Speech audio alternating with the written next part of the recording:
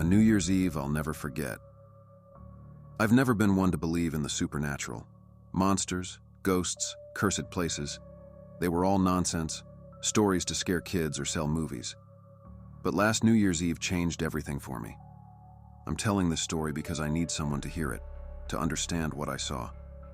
Maybe it will stop you from making the same mistake I did. I live in a small town surrounded by forests and fields. Winters here are brutal, and by December, everything is frozen, blanketed in snow. Last year, a few friends and I decided to rent a cabin deep in the woods for New Year's Eve, something different from the usual drunken house parties. It sounded perfect, cheap, isolated, and according to the listing, charmingly rustic. A real escape. We drove out that afternoon. The drive took nearly 4 hours, most of it through dense, snow-covered forest. The cabin itself was underwhelming. It was smaller than the photos suggested, with warped wood and an eerie silence that hung in the air. Even the windows seemed wrong. Narrow, old, like they belonged in a prison rather than a vacation home. My buddy Sam joked that it was high-class horror movie material. He wasn't wrong. But we were in good spirits, and it wasn't long before the beers were cracked open and the music turned up. Night fell quickly, as it does in winter. The woods around us turned pitch black. When you looked out the window, it was like staring into a void, nothing but your own reflection and the sense of something watching you from the other side. I shook it off, blaming the beer. By 11 p.m., we were a few drinks in and ready to toast the new year. Sam and our friend Jeff stepped outside for a smoke. I stayed back with Kara, another friend, and started prepping some food. 5 minutes passed, then 10. Jeff stormed back inside, his face pale. "Sam's messing around," he said, his voice shaking slightly. I think he wandered off into the woods." I laughed. "What do you mean? He's just trying to scare us." Jeff didn't smile. "No, man, I heard something. Like a voice. A woman's voice." The music seemed louder now, the sound grating on my nerves. Kara frowned, looking at Jeff like he was insane. But something about the way he stood there, rigid, told me he wasn't joking. "All right, let's go find him," I said, grabbing a flashlight. We stepped outside into the freezing cold. The snow crunched under our boots as we followed Jeff's footprints. The flashlight's beam cut through the darkness, but the woods felt wrong. It was too quiet. No wind, no animals, just us and the sound of our breathing. "Sam!" I called out. My voice sounded small, swallowed up by the trees. Then we heard it. A faint voice, far off in the distance. A woman's voice, singing. I froze. It wasn't a happy tune. It was slow, deliberate, and utterly wrong. I turned to Jeff, who was staring ahead, wide-eyed. "You heard that, right?" I whispered. He nodded. The singing grew louder. It seemed to come from everywhere at once, as if the trees themselves were humming. I shone the flashlight wildly, the beam shaking in my hands. That's when I saw the footprints, a single line of footprints heading deeper into the woods. They weren't Sam's. They were smaller, bare, and wet, like someone had been walking in the snow without shoes. "Sam!" Jeff shouted. No response. "We're going back," I said firmly. I turned around, expecting to see the warm light of the cabin, but there was nothing, just trees. I swore under my breath. How could we be lost? Then we heard a new sound. Footsteps. Slow, deliberate, circling us in the darkness. I shone the flashlight, but all I saw was snow and trees. And then, just for a second, I saw her. A figure stood at the edge of the light. A woman, impossibly tall and thin, her face obscured by long black hair. Her limbs hung at strange angles, and her skin was wrong, pale, wet. She tilted her head slowly, like she was listening. Jeff grabbed my arm. "We need to run."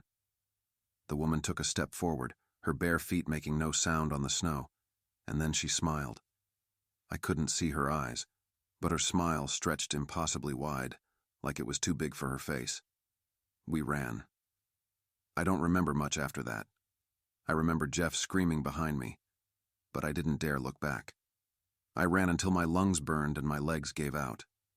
When I opened my eyes, I was lying in the snow, staring up at the gray dawn sky. The cabin was gone. Jeff was gone. Only my footprints remained, leading in a wide, useless circle. The search teams never found Jeff, or the cabin. The police said we must have gotten lost, that Jeff probably wandered off in the cold. They don't believe me when I tell them what I saw, the woman in the woods, her impossible smile, and the song that still haunts me when I close my eyes. I don't go outside on New Year's Eve anymore. I don't celebrate, and I don't look out my windows at night, because sometimes, when it's quiet, I still hear that voice singing, and I know she's still out there, waiting.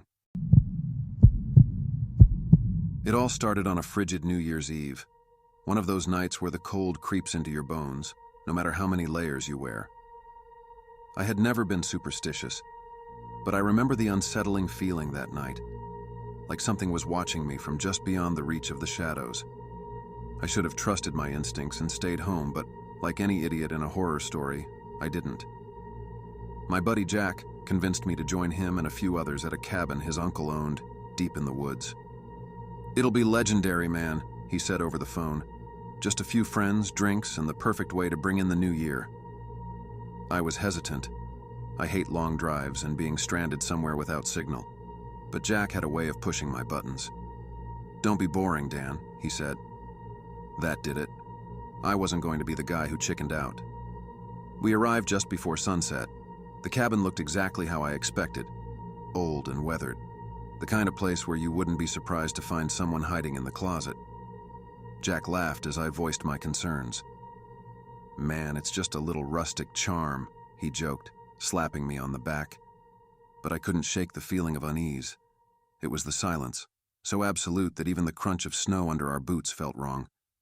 The others arrived shortly after us. Rachel, a quiet girl with a sarcastic streak. Marcus, who always had a beer in his hand. And Becca, Jack's cousin, who was perpetually glued to her phone. Once inside, we lit a fire, poured drinks, and did our best to make the place feel warm. For a while, it worked. We were laughing, telling stories, and toasting to the new year. I almost forgot the strange vibes I'd had earlier. Almost. It was Becca who noticed it first. "Hey, where's Jack?" she asked, glancing up from her phone. I looked around. He had been there moments ago, sitting by the fire and trying to make us play some stupid card game. Now his seat was empty. "Probably went to the bathroom," Marcus mumbled, taking a sip of beer. "Relax." But 10 minutes passed, then 20. The fire crackled and the wind howled outside, but there was no sign of Jack. "He's messing with us," I said, though even as I spoke I felt unsure. Jack was a prankster, sure, but disappearing like this didn't feel like him. We split up to search the cabin. I checked the kitchen, the bedrooms, even outside near the shed, my breath forming little clouds in the air. Nothing. By the time I came back inside, the others were already gathered by the fire again, uneasy looks on their faces. "I can't find him," Rachel said quietly. "Maybe he walked into the woods," Becca suggested. "For fresh air or something?" "At night? In this cold?" I shot back. "Jack wouldn't do that." But the truth is, I didn't know. Jack had done plenty of stupid things before, but this felt different. The hours crept by, and soon it was 11:30 p.m. The mood in the cabin had shifted. No one was joking anymore. Rachel was huddled under a blanket, Marcus had stopped drinking, and Becca's phone had lost its signal entirely. We were cut off, just us and the vast emptiness of the woods. Then we heard it, a thud against the window. Rachel screamed, and we all spun toward the sound. Outside, pressed against the frost-covered glass, was a hand, a pale, unmoving hand. "Jack," Becca whispered, though her voice was so shaky I could barely hear her. I grabbed a flashlight and slowly crept outside. Every part of me screamed to turn back, but I couldn't ignore the hand, couldn't ignore the thing that was clearly wrong here. The cold hit me like a wall, but I pushed on, my beam of light cutting through the darkness. Snow crunched beneath my boots. I followed the footprints leading away from the cabin. Fresh ones, too large to be mine or Rachel's. "Jack?" I called out, though my voice sounded hollow in the trees. The footprints ended abruptly near the edge of the woods, like whoever had made them had been dragged back into the darkness. I swung the flashlight around, but the beam caught nothing except shadows. That's when I heard the whisper. "Dan." It was Jack's voice, but it was wrong, low, distorted, as if coming from far away. "Jack?" I turned in a circle, my breath coming out ragged. "Where are you?" "Help me," the voice hissed. I froze. My flashlight flickered and died. For a moment I was plunged into complete darkness, and that's when I felt it, a presence, right behind me. I ran. I sprinted back to the cabin, my lungs burning, the sound of heavy footsteps pounding the snow behind me. I didn't look back. I didn't dare look back. I burst through the cabin door, locking it behind me. The others were already on their feet, pale and wide-eyed. "It's not Jack," I gasped. "There's something out there." "What are you talking about?" Marcus demanded. But before I could answer, there was a loud, deliberate knock at the door. 3 knocks, and then Jack's voice. "Let me in." We stared at the door, unmoving. Rachel started to cry. Becca shook her head over and over. "It's not him," I whispered. I don't know how I knew, but I knew. The voice on the other side of the door sounded like Jack, but not quite. It was empty, hollow, like something wearing his voice as a mask. The knocking stopped. Silence stretched on for minutes, then hours. By the time the first light of dawn appeared, none of us had slept. We opened the door slowly and stepped outside. The footprints were gone. The woods were silent. We never found Jack. The police searched the area for days, but it was like he had vanished into thin air. I've thought about that night every day since, trying to make sense of what happened, but I can't. All I know is that something was in those woods, and it's still out there, waiting. New Year's Eve. Horror. The stranger in the snow. It was New Year's Eve, and I was driving up to my family's remote cabin in the mountains, hoping to ring in the new year with some peace and solitude. My girlfriend had dumped me a week earlier, and my friends were too busy or drunk to care, so I figured I'd escape the noise and parties for a quiet night alone. The weather forecast predicted heavy snow, but I didn't care. I grew up in this cabin, and I could navigate those mountain roads blindfolded. I left the city around 8 p.m., expecting to arrive by 11. By the time I reached the forested area that led to the cabin, the snow had begun falling in thick, relentless sheets. My headlights barely cut through the swirling white, and every inch of the road seemed to vanish as soon as I'd crossed it. Still, I pushed on. The thought of a warm fire and a glass of whiskey waiting for me kept me going. About halfway up the mountain, I noticed something strange. My tires slid on the road as I rounded a bend, forcing me to slow down. That's when I saw it. A man standing in the middle of the road. I slammed on the brakes, heart pounding as my car skidded to a stop, just feet away from him. The man was tall and thin, wearing nothing but a tattered hoodie and jeans, clothes that made no sense in the brutal cold. His head was bent low, and snow piled on his shoulders as though he'd been standing there for hours. I honked the horn, expecting him to move, but he just stood there motionless. I cracked my window, letting in a gust of freezing air. "Hey, are you okay?" I shouted. No answer. The man didn't even flinch. My gut told me something was wrong. 1,000 thoughts rushed through my head. Was he lost? Drunk? Or worse, some psycho playing games? I wasn't about to find out. I put the car in reverse, determined to go around him when he lifted his head. I swear, I'll never forget that face as long as I live. His skin was gray, like old meat left out in the sun, and his eyes were black. Not dark, black, hollow. I couldn't see any whites, just 2 endless voids staring back at me. His mouth stretched into a smile far too wide for a human face. The air left my lungs. I froze, hands gripping the wheel so tight my knuckles turned white. I couldn't look away. It was like my brain refused to comprehend what I was seeing. Then he moved. The man, or whatever he was, started walking toward my car, slow and deliberate. My survival instincts kicked in, and I slammed on the gas, steering around him as fast as I could. My tires spun, fighting for grip, and I could feel the car fishtailing. I didn't care. I had to get out of there. As I sped past, I dared one last look in the rearview mirror. He was running. Not walking. Not jogging. Running. Faster than any human has the right to move. His arms flailed unnaturally, his legs carrying him forward in a dead sprint, and his smile stretched even wider, like he was enjoying it. I mashed the gas pedal to the floor, the engine screaming as I tore up the mountain road. My heart thundered in my ears. I couldn't think, couldn't breathe. I just knew I had to escape. The snow fell heavier, and the road grew slicker, but I couldn't slow down. I could still see him in the mirror, gaining on me, his figure growing larger and larger until he disappeared. 1 second he was there, the next he was gone, swallowed by the storm. I didn't stop to question it. I kept driving, too afraid to look back.